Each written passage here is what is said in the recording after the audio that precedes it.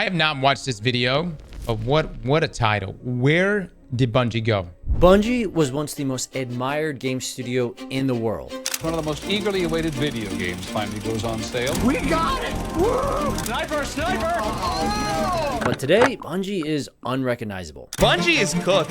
This is like watching a train wreck in slow motion. They are struggling right now, looking like me trying to reach the top shelf in my pantry. Basically, steals assets from a singular lone artist without permission. 220 roles are being eliminated from Bungie. Marathon could be the death of Bungie. The people who made the company legendary have quietly left, one after another, like pieces of a puzzle falling away. What pushed Bungie's developers out of the door? Where did these amazing people go? And how did the studio that created Halo end up releasing a game like Marathon, a game that looks to be dead on arrival? Well, it all starts with Alex Seropian, the founder of Bungie.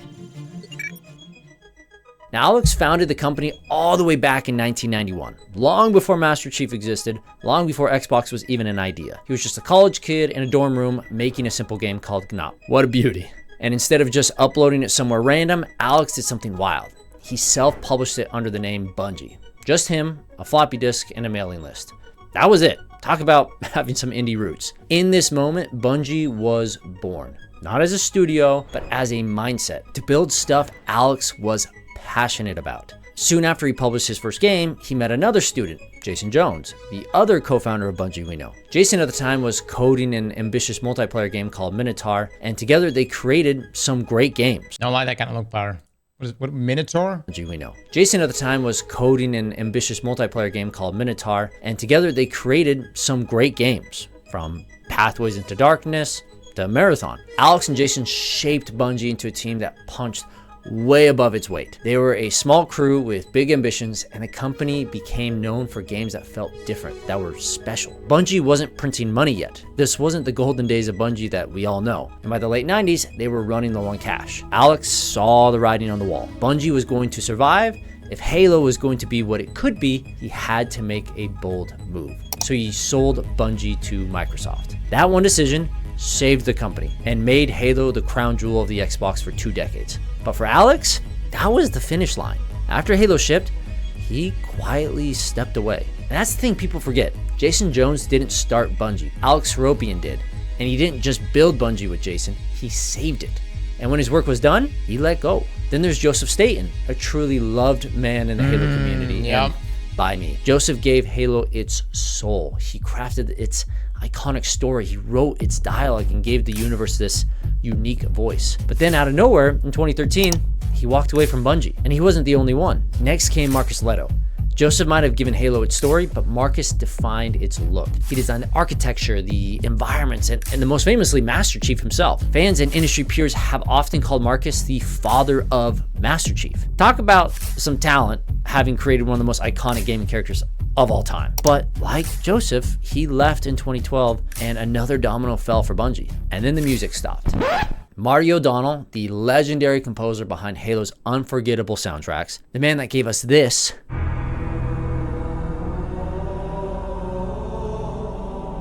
God, dog it, man. And the story gets worse. Jamie Geismer. Dude, the same thing applies to like Destiny 1's music as well. It's just so iconic. You could be anywhere. You could be anywhere. You hear that music, man, every time, dude. Who shaped Halo's core gameplay, the feel of its weapons, the enemies, the iconic level design, left in 2010. Mark Hoberman, the mind behind Halo's innovative multiplayer and UI, left in 2006. And Harold Ryan, who had climbed from test manager all the way up to president of Bungie, left in 2016. What the hell was happening at Bungie? It's impossible to deny a pattern here. Bungie was losing its lifeblood, its core talent, piece by piece. And it kept going. Michael Salvatore, Marty's co-composer, who created those iconic Halo scores alongside him, he left in 2023. Lorraine McLeese, the artist who designed the Halo logo itself, also left in 2023. Now just one original member from the old Bungie days remains.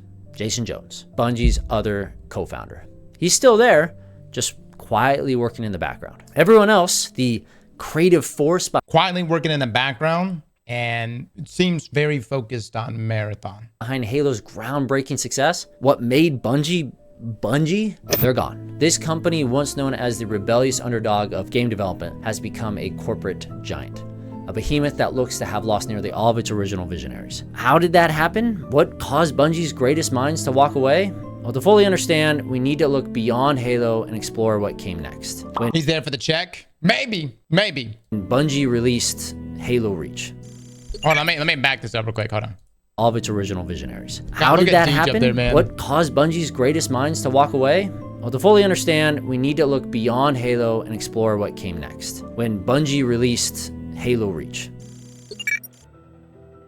Now, when Bungie released Halo Reach, they stepped into a new era. They were finally free from Microsoft. They were an independent studio once again. But that independence came with a price. Halo was beloved by the community, but its development was brutally demanding. Bungie, for all of its success, was no stranger to intense crunch. And years of overtime took a pretty serious toll on its developers. Marcus Leto put it this way: one of the reasons I left Bungie is that many of us have seen the bad side of extended crunch periods that would go on for months and months, and what kind of human toll that took. Even with the intense crunch periods, much of Bungie's core talent, the so-called dream team, was still intact. Fans still had huge expectations, and the studio itself was determined to deliver something groundbreaking, following their Halo swan song with Reach. And that game was Destiny. Yet freedom isn't always that freeing. With no more Microsoft backing, Bungie needed a new partner if they were going to fund this big project. So in 2010, they announced a massive 10-year exclusivity deal with Activision. This was going to be a decade-long deal built around a new franchise that Bungie hoped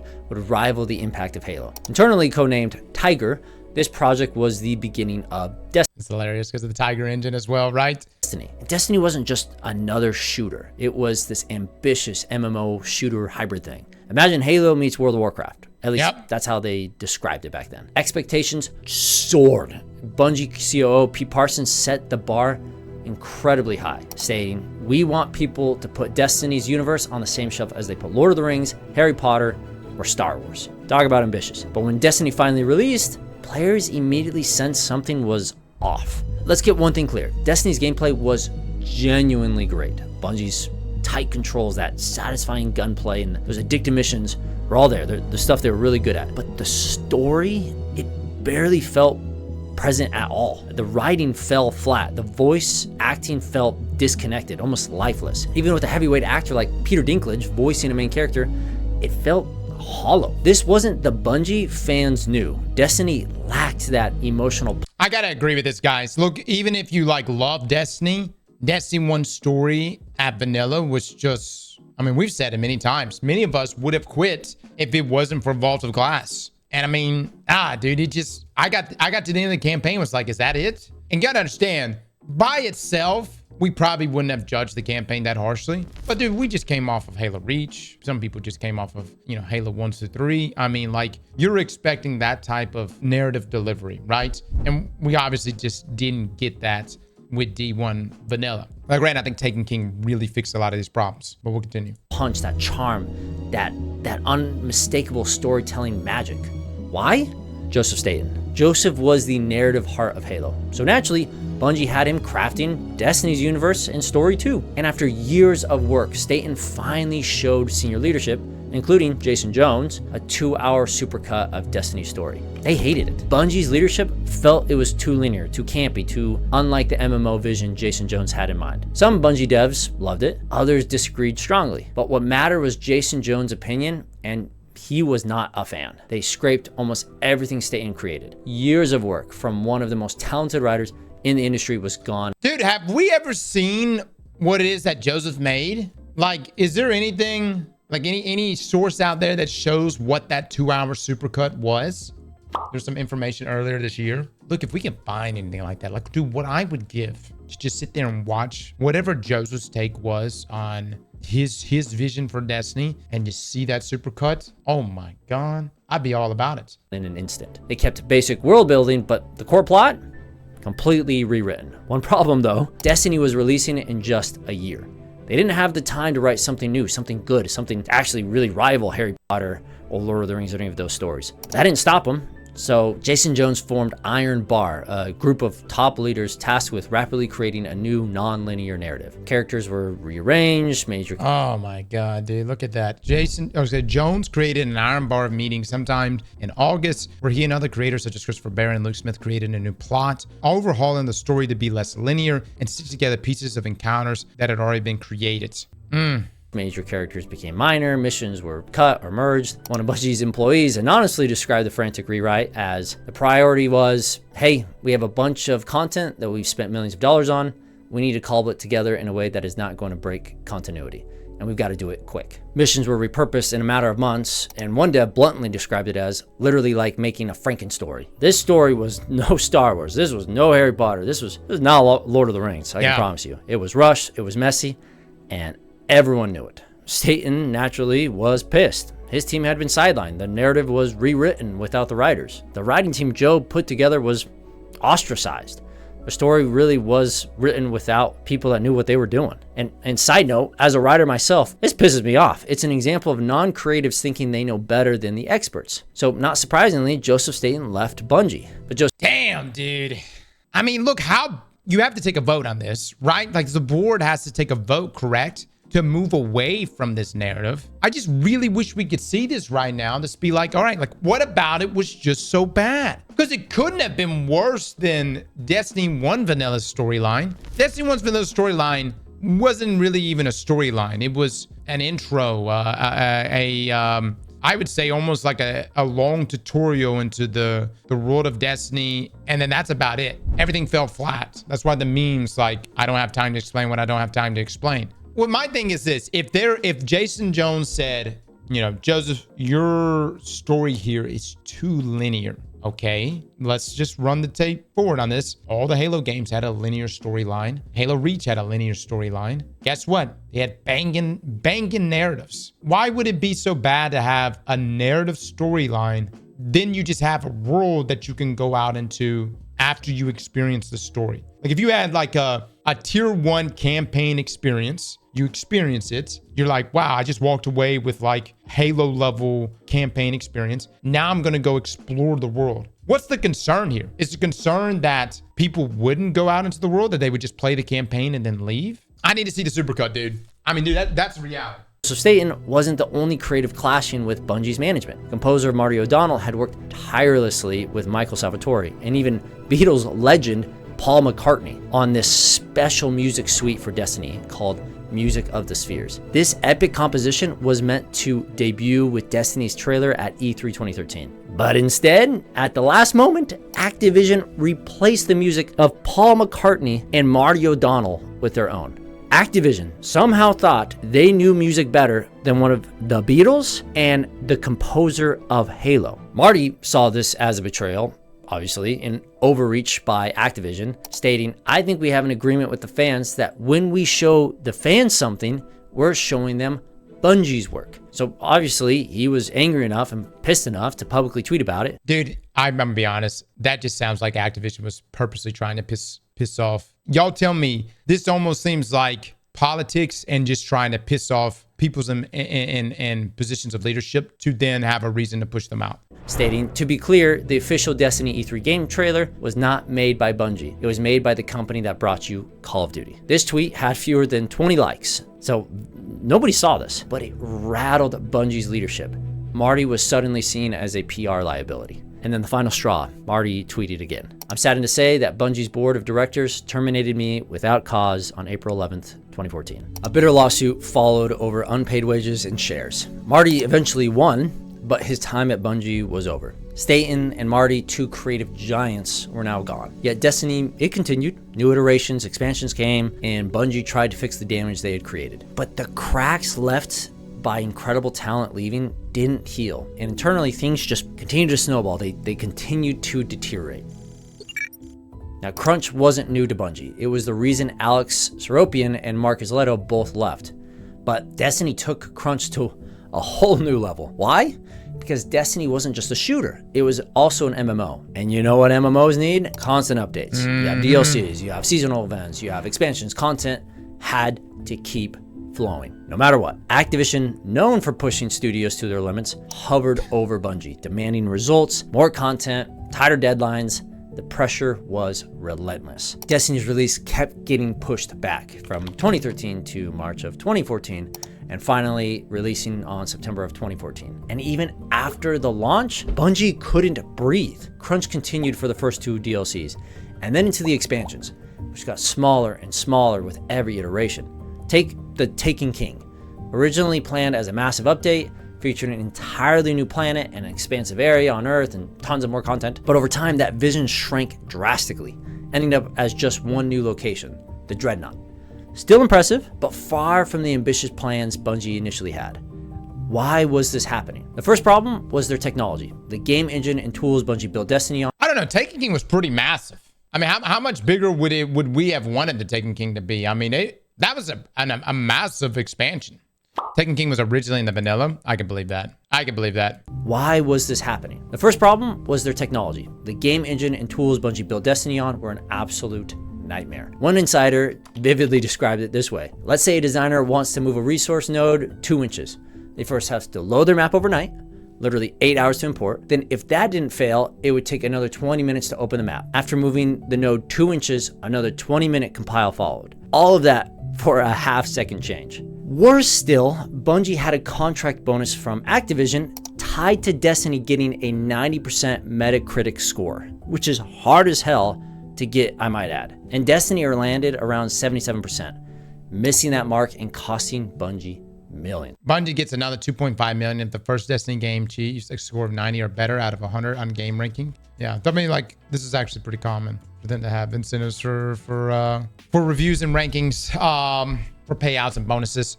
In no world was that going to happen unless it was Elder Scrolls 6 or GTA 6. I don't even know, like, what's all right, so Halo 3's at 94. Halo Infinite 87. Wow. Halo Reach 91. All right. Halo 4 was okay. Hold on. So Destiny, let's just look up Destiny. Destiny 1 76. Destiny 2 85.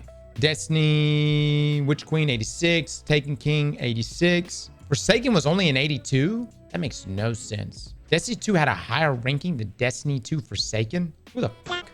Final Shape was 89. That makes sense. All right. Well, they definitely didn't hit the goal there. Around this time, Bungie CEO Harold Ryan quietly exited. Some were excited to see him leave, others were sad. Regardless of the feelings, the tension between Bungie and Activision only grew deeper. Then came the release of Forsaken expansion in 2018. Bungie thought it was their best work yet, but Activision disagreed. In an earnings call, Activision expressed dissatisfaction, promising investors a faster content model and more aggressive monetization. It wasn't clear exactly what that meant for Bungie, but it definitely wasn't good. And it probably didn't help that they had Bobby Beluga breathing down their neck. Things finally reached a breaking point. In 2019, Bungie announced something huge after 8 long, complicated years. They were splitting with Activision, and Bungie would keep the rights to Destiny. They were free. With that newfound freedom, Bungie secured a major $100 million investment from NetEase for a brand new IP. And that's for Destiny Rising, by the way. And that was really just to keep the lights on for Bungie. And also, I'm pretty sure Bungie had to actually buy out the rights for Destiny. But here's the thing, man. I would say this was peak Bungie for us. Like, this is when we as a community were like, hell yeah, Bungie, you're breaking away. You're doing your own thing. You're going to be self-published. You're going to be able to make your own decisions, do your own thing. Every one of us, we were so on board for that experience. I was so hyped for this. Major $100 million investment from NetEase for a brand new IP. Bungie finally got this breathing room and capital they needed to be their own studio. But deep-rooted leadership problems still lingered. And not long after Bungie parted with Activision, Sony stepped in and bought Bungie for a whopping $3.7 billion. It seems odd to make that deal when all you've been dying for is freedom for almost 20 years. But Sony's deal came with a unique twist. Bungie would be an independent subsidiary and remain fully autonomous. They could self-publish, and crucially, there would be no console exclusivity. On paper, this was the perfect scenario. Sony's resources, no Activision oppressive oversight, no Bobby, but unfortunately, things weren't perfect. Over the next couple of years, Bungie consistently missed financial targets.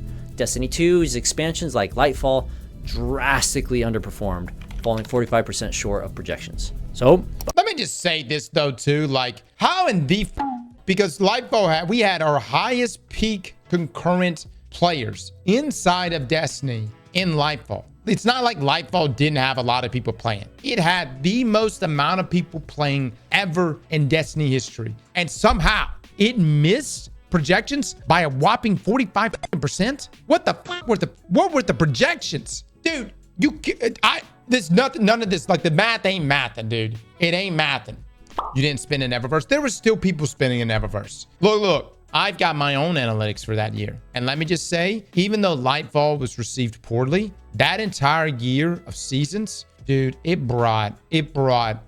were so many people playing. Things didn't really simmer down and die until about halfway into Season the Plunder. And then we got hit with the news of the layoffs. And then that's when everything's were like really shaky. But every season, man, there was a wave of people that were playing. I'm just saying, guys, the math ain't mathing. That's all I'm gonna say. Of projections. So Bungie laid off 100 employees, around 8% of their studio. Then their final expansion, the Final Shape, performed even worse. So came even more cuts. CEO Pete Parsons announced, today 220 of our roles will be eliminated, representing roughly 17% of our studio's workforce. In the same breath of making these layoffs, Parson also said, today our focus is on supporting our people. Those statements were hollow as hell to employees who are walking their livelihood out the door, especially considering Parsons had just spent $2.3 million on classic cars and even locked his Twitter account after announcing the layoffs. Doesn't look good. And amid these layoffs, the remaining Bungie veterans finally left the company.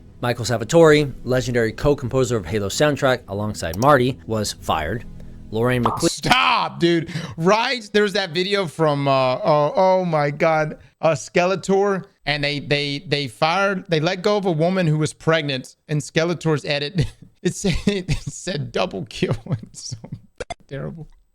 We may need to watch that again. Hold on, we may need to watch that again. Please, the artist behind the iconic Halo logo was also let go. Fans were obviously outraged. They were confused and saddened. How had Bungie, this iconic, incredible studio, fallen so far? What was happening? Previously, fans blamed Activision, and before that, Microsoft, me included. I always blamed them for why and these downfalls and whatever's going on. But this time, the mess couldn't be pinned on Sony like it had been in the past on Activision and Microsoft. This was Bungie's doing. They were independently screwing themselves. Internally, Bungie's leaders had grossly overestimated their financial success when selling to Sony. And it explained why expansions like Lightfall fell so dramatically short of projections. But even worse, Bungie had secretly been developing 2 new IPs, Marathon and Matter, further straining resources. Layoffs weren't just reactive, they were planned. Even if Destiny's final... It goes even further than that. It was Matter, Marathon, Gummy Bears, and Payback. Matter was actually canned in 2021, I believe,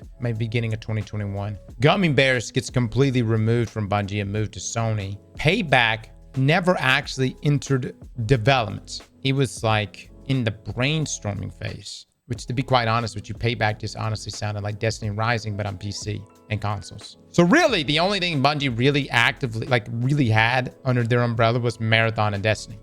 Was Luke Smith working on Matter? No, Luke Smith was supposed to be working on Payback. Expansion had blockbuster success. Those cuts were still coming. And it gets worse. If Bungie can't stabilize financially, Sony gets to step in and fully take over the studio. That's part of their contract. That independence, that freedom that they've supposedly wanted for 2 decades, gone. If the studio does not reach certain financial goals, Sony can dissolve the split board and take full control. In hindsight, I think Sony drastically overpaid for Bungie. Sony bought Bungie for $3.7 billion.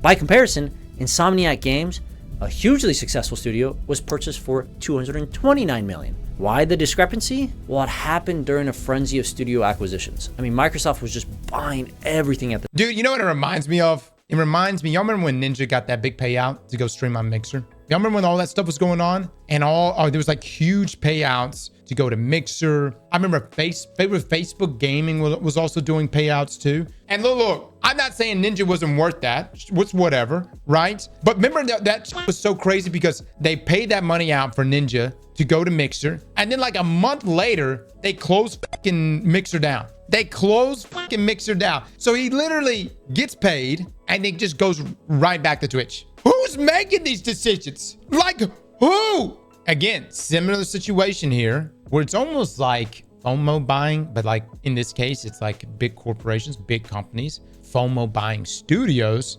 And I think Sony's purchase of Bungie was a knee-jerk reaction to Xbox, so literally buying up everybody. Time. So Sony reacted by trying to get something. So they bought Bungie. But in another timeline, without Sony stepping in, I think Bungie might have gone under. The real problem wasn't just bad financial forecasting or external pressure, it was deeper. Bungie has always made legendary games, often under awful conditions. Right? Relentless crunch, tight deadlines, and broken content pipelines. Bungie had always struggled with scale. Jason Jones himself described Halo's development as buckets of blood. The initial scope of Halo 2 was massive but had to be dramatically scaled back. That issue has never been fixed, and it drove away so many key developers in the early years and then even in the later years. Even before Destiny, at its heart, Bungie was a studio that thrived creatively when it was small and rebellious, but it struggled as it scaled into a corporate giant. Leadership and talent clashed. Jason Jones wanted Destiny as a social MMO sandbox. Joseph Staten envisioned a cinematic, narrative-driven epic. Activision tossed aside Marty and Salvatore's painstaking crafted. I just don't understand that right there. Why not both? Why couldn't it? It could be both. There's no like, why not both?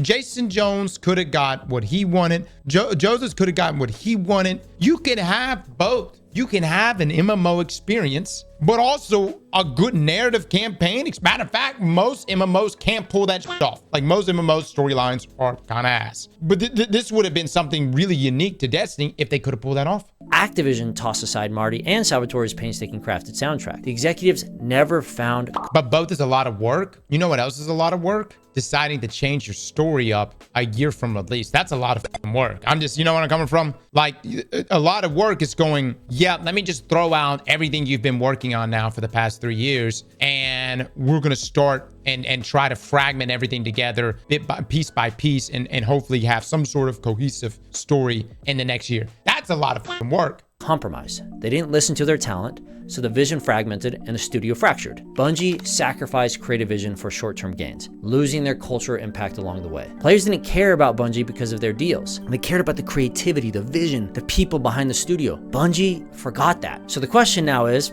after all this fallout, where did Bungie's legendary team go? The original Bungie team didn't vanish. They scattered, taking their vision and talent with them. Alex Seropian, Bungie's original founder, went on to build multiple studios, including Wide Load Games, Industrial Toys, and now Look North World, where he's still currently CEO. He's still passionate and still innovating, and very much in the game industry. Marty O'Donnell, the composer behind Halo's music, founded Highwire Games, alongside Jamie Greisemer, the man who shaped Halo's groundbreaking gameplay. Marty serves as the studio's creative director, bringing that classic Bungie spirit to their projects. Max Hoberman, who originally shaped Halo's multiplayer experience, founded Certain Affinity in 2006. Nearly 20 years later, that studio has grown to over 200 developers, continue to support massive franchises like Halo and Call of Duty. Joseph Staten, who gave Halo its narrative soul, now leads as creative director at Netflix Games, after his short stint at 343. He's now shaping new worlds and an entirely different landscape. Marcus Leto, the father of Master Chief, moved too, first founding V1 Interactive and now serving as a studio vice president at EA Battlefield, helping to shape the next era of AAA shooters. Harold Ryan, who served as Bungie's president during their turbulent Activision years, founded Probably Monsters, a unique game studio incubator,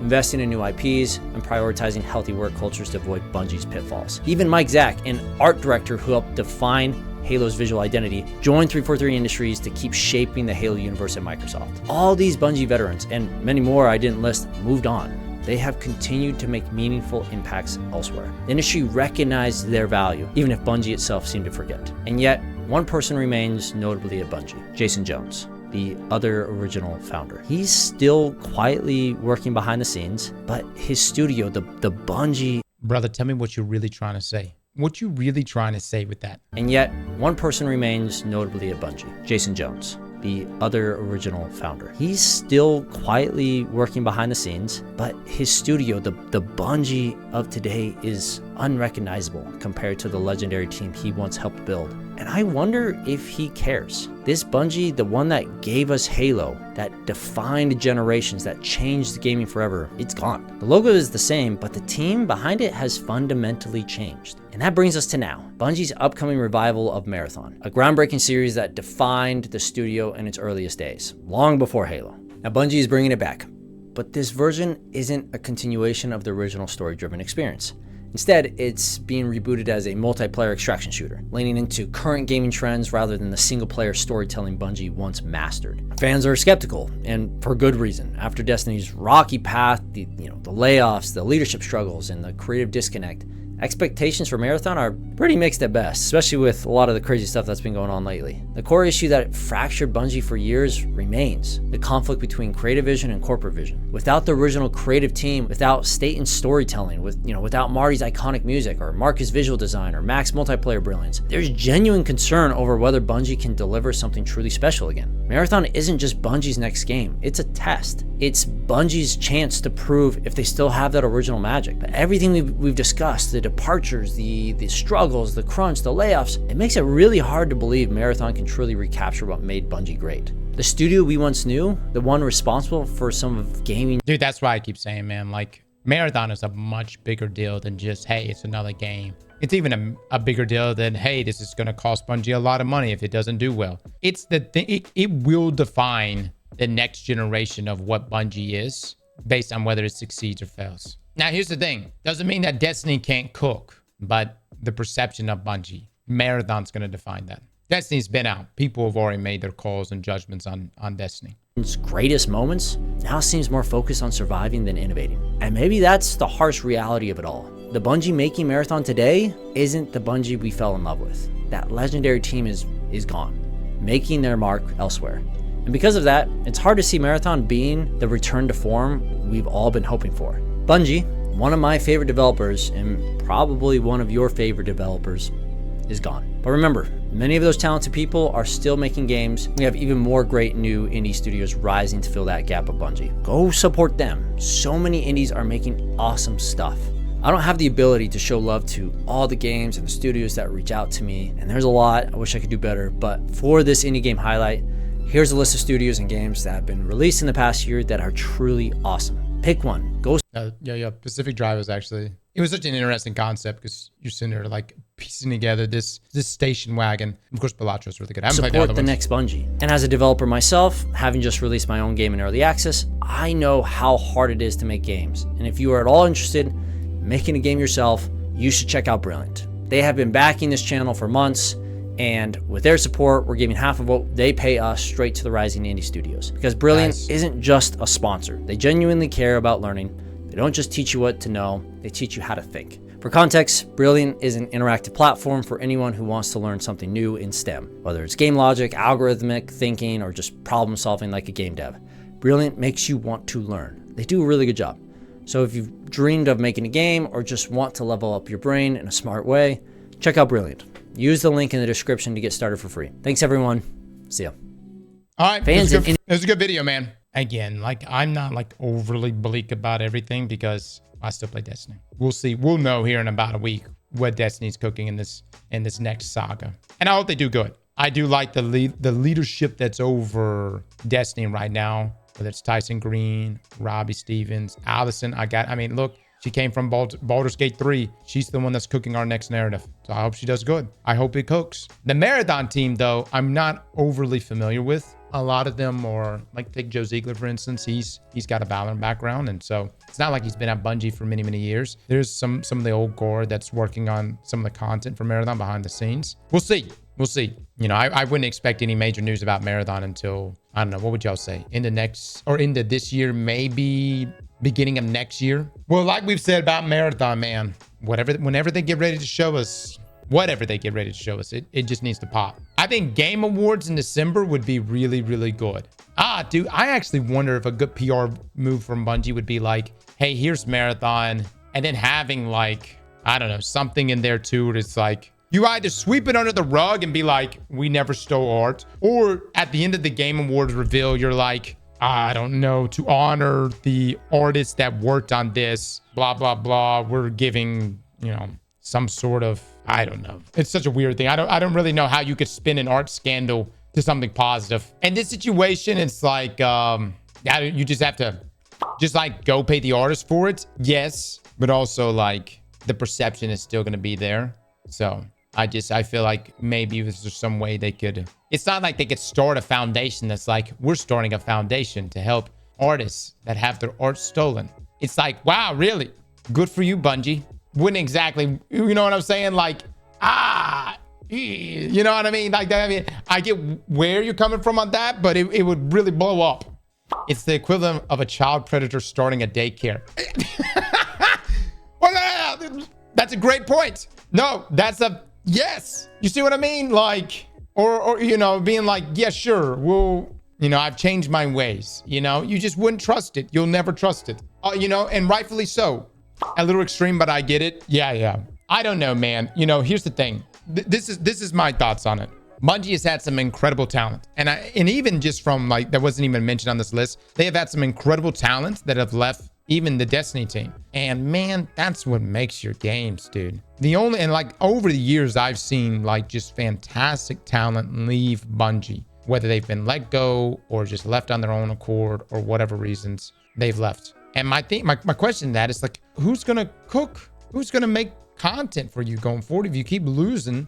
All the what do we got? AI? You gonna have AI around the corner to make all this shit? I don't think it's at that level. And even if it is, I don't even think people would accept it. Here's the thing though. All I could say about Bungie is we'll have to wait and see, man. Right now and for this next year, we're in uncharted territory. Like this is not just Marathon, but also from Destiny, their new content rollout, Edge of Fate, Renegades, and the release of Marathon. We're in new territory. Slap that like button like your mama told you right.